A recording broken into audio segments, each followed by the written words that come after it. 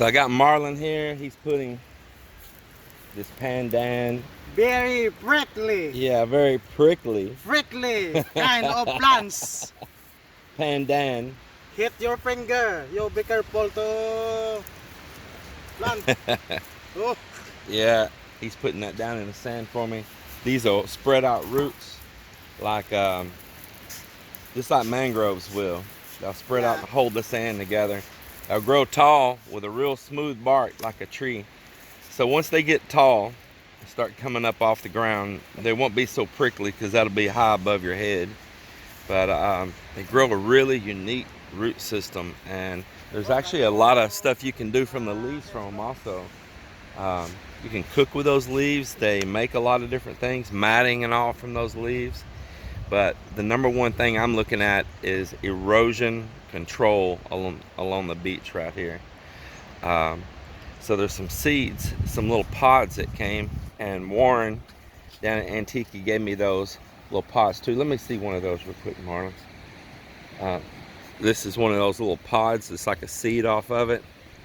And Warren said for me to put this down, and these will sprout and start coming out also. So I soaked them here for a little bit, and now we're gonna put them in the ground and see what they do. Here you go, Marlon. Trying luck. If not, next time I'm in Antique, I'm gonna try again. Here's this one. I'll try again and of getting more of these. I don't want to block the whole beachfront across here because we have this big boat that we have to bring in, and we have from outrigger to outrigger that has to have clearance to get across here. So that is a downside, needing to bring this boat in, because if not, I would probably put more shrubberies that can grow and thrive in the saltwater across the front. And then we have the second boat as well, which I don't know if I'm going to keep or not. Who knows? Decisions. But I definitely want this big boat going out. We take some long journeys with it, and I can't block all the beach because of that. Just keep finding solutions. And speaking of that boat, by the way, look here, man, they're doing some neat things here today. They're making new matting. This is to set on inside the boat there and stand on. It's a really thick bamboo. Marlon that's planting there right now, I stopped him for a second. He's starting to weave this together. That'll go inside the boat. They've been doing a little marine plywood repair up here, and that's put in with brass nails, and it'll have marine epoxy. Also been doing a little preparing for matting in the floor there as well. They'll stitch all that together too. You see it numbered there, and they'll get all that stitched as well. New bamboo for the net to slide out over as they slide it out, and or pull it in, and but that's for feeding that net. They got to make sure it doesn't have not even one little splinter sticking out on it anywhere, or the net will snag on that. So those little things going on. We put a new piece of long, heavy bamboo on this side. This is a long, big boat. People just don't realize how big it is. That boat right there is, I measured it from tip to tip. It's 44 feet long. And we've went out some long journeys out in the water in that boat too. So that's what's happening here right now. These logs, they wash up. This one here had been down in the water, I guess submerged for some time. You can see all the white speckles here. It was just covered, I mean absolutely covered in these shells. Everybody's broke them off of it, walking by raking their feet on it and all. Yeah, all those little shells, little barnacles and stuff start growing on things, including your boat if you leave it in the water too long. And but apparently this one had been submerged somewhere or buried in the sand, and it finally washed loose and floated down to capture it. But these big pieces of wood are always showing up. Everybody wants to stake claim to them, but I told them, you stack them on my beach, they become mine. That's the way it is. You leave it out here, this is not your area. So if neighbors over down here, don't move these logs on down to their place. Don't cry when I move them or I take and use them for something. That's all I can tell you. I didn't spend all this time buying this place, cleaning it up, rehabbing it, and make it somebody else's storage lot. What long. All right, well, I'm gonna get on to the next thing. I'll follow up a little bit later with you guys. Look at the water out here today, though. Look at that. How nice. How nice. Little family down here. Got the kids out here playing at the beach, letting them run around in the water. It looks like it's that one kid's first time to ever experience the water. I think that's what they're doing. Her little reactions are funny as they splash a little water on her. It's pretty cute. Yeah, it's a nice day here. All right, well, I'll follow up with you all in just a little while.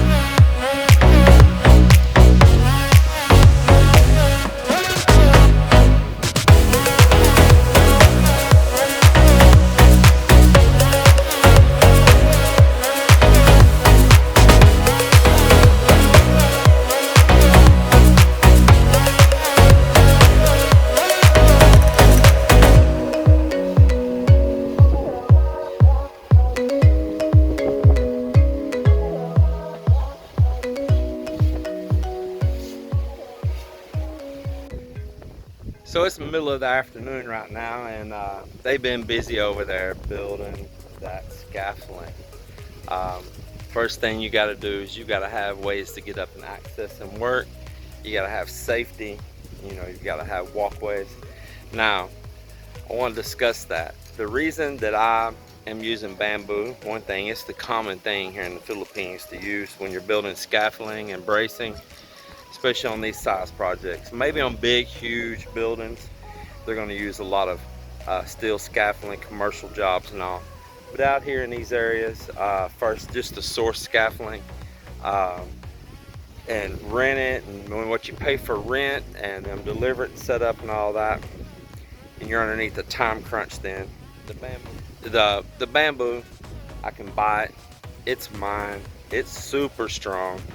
The guys are used to working with it, and the beauty of it is that when I'm done with it and I take it down, it can be used for so many other things.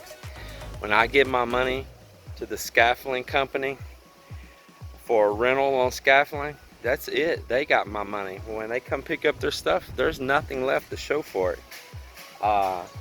If I buy scaffolding, it's probably same thing. What am I going to do with it once this project's done? Have scaffolding that I don't need, try to sell it secondhand, take a big loss on it. So No, this bamboo is wonderful. They're used to working with it, and there is endless things you can make out of it when you're done. And even if I don't want to make something out of it personally, I can always give it to the family as well, which I have done many times before. So that's the reason that we're choosing to use bamboo. And let me tell you, that is some strong stuff. Honestly, I think on these size projects, I feel more comfortable with it than I do the scaffolding. So that's where we are on that. Marvin's still out there doing a little bit of boat repair, and all of them over there building poles to the sky. Melinda's dad's down here cutting the grass here in the front, because he's bagging that grass up to feed some of Melinda's mom's cows. He had been leaving it alone because he knew I wanted the grass to grow in here. And today I said, Dad, if you want to cut that grass, you go ahead. So, and he's been here getting it and shaving it down. It's their technique, you know. Lawnmowers are a rarity here, right? And so he just enjoys hanging out over here. He enjoys the peace and quiet of the subdivision, and taking care of those cows, carrying them water, moving them to new spots to graze, and bagging this grass up for them. And I think it's a pretty neat deal, you know. I mean, he's not in trouble. He's not out boozing, drinking, chasing women. He's here being a good husband, and just enjoys his quiet, peaceful time. Melinda's dad was a builder. He was in construction when he was younger, and he was actually a foreman, a building foreman. But his eyesight got so bad and his hearing got so bad, he couldn't work anymore. So his daughters, several of them together, bought him those glasses, or maybe one of them, it might have been Bebe, I can't remember. Anyway, I think it was Bebe. Anyway, bought him glasses, and his eyesight was so bad, and he neglected so long, and he wouldn't ask for anybody to get him anything. He's a very, very simple man. And they got him glasses, and man, it changed his world. But it wasn't easy getting him glasses. Let me tell you, he was stubborn about it. But he got them. It changed his world. He got out and gave him like a whole new leash on life again. He's a pretty cool guy. I like him. He's a good father-in-law. He just minds his own business, don't bother nothing. He comes by here where the guys are working wherever project, and he sees they're doing something wrong. He is not shy to get in their butts either, boy, let me tell you, because that's what his work was in the past. And he has that good eye, even with those glasses, to see if something's straight, crooked, level, or if you're doing it right. So he's kind of like the little ghost working in the background, keeping an eye on things, and I appreciate him for that. Good man right there, good man. So a lot of this is already incorporated into the garage here.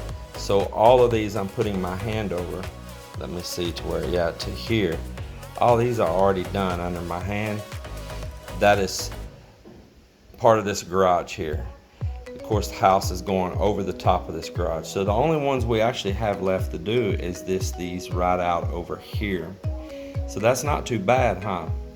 And being, like I say, that all of these are already done all the way out. So I think it'll work out pretty great. I'm looking forward to it and making it happen.